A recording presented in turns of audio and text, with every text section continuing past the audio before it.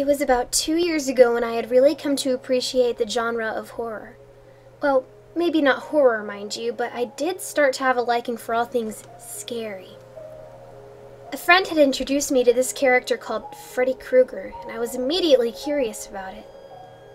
My family and I went on vacation, and I watched the entire Nightmare on Elm Street series during my time in the hotel room, usually when everyone else was asleep.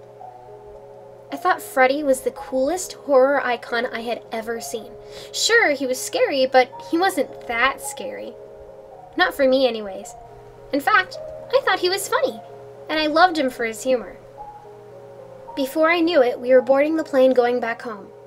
My family was sitting in first class, so my parents had a row of 2 next to my brother and I. It was very late at night, but my younger brother insisted that he should have the window seat, so I took the aisle seat. A very peppy and quirky stewardess approached us and said to me, "Oh, are you going to be the big sister, taking care of her little brother?" I must have looked much younger than I am. "Yep, of course I am. He'll sleep most of the time anyways," I replied. "Well," she started, "if you do, you'll have to keep an eye on him. Don't fall asleep." "I'm not even tired. I won't fall asleep," I said. I asked her for a can of Coke and she happily disappeared in pursuit of one into the next cabin.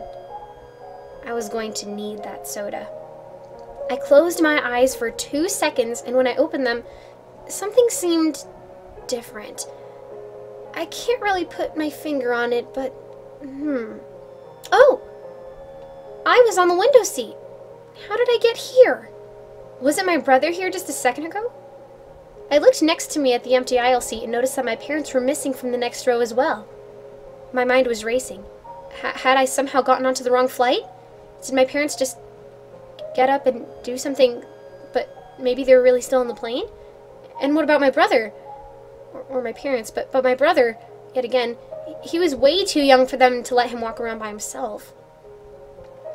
And if they did get up to do something, they would have woken me up to tell me.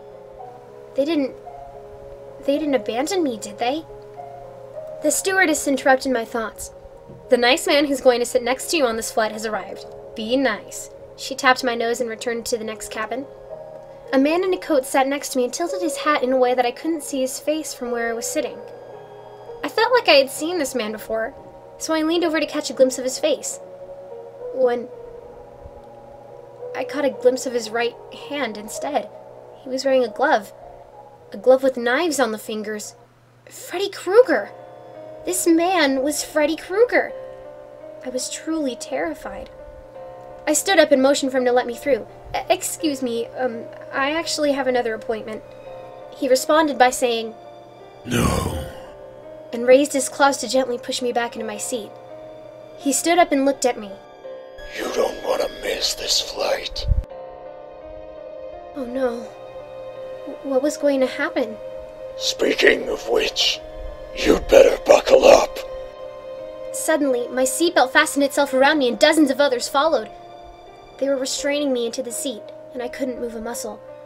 I screamed, trying to get the attention of the other people on the plane, but nobody seemed to hear me.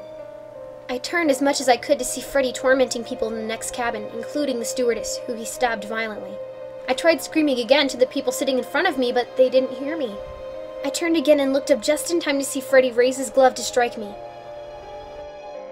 "I thought you weren't going to sleep, silly," said the stewardess, who was alive and well. She placed my soda on the pull-out table in front of me. Apparently I'm awake now. I was back on the aisle seat and my younger brother was sleeping next to me. I had never been so happy to see his drool on the side of his cheek. My parents were back in the row next to us as well. It's dreams like this that make me more appreciative of my family and the people in my life.